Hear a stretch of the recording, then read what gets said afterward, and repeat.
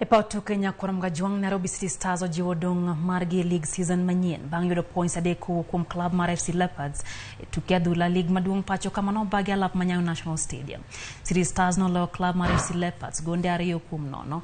Victor Mune noketo Leopards mbele kura achiel e dakika mar 18. Nairobi City Stars noduogo gi liet kendo oyudo gol margi mokwongo e dakika mar 65 kokalo kuom jatugo Kelvin Etemesi manomedo gol mar 2 mana kod dakika achiel to tugo rumo gol no manomiyo Nairobi City Stars loch. Leopards omako thuolo mar 7 e chung' mar klepe ka Nairobi City Stars omako thuolo mar 15.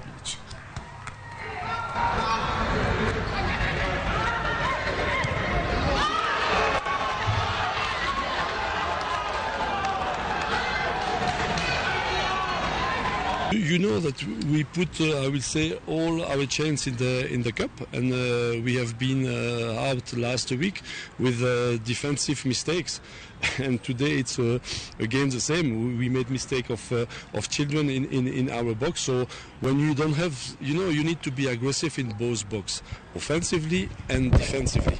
It's amazing how these boys have grown up to now.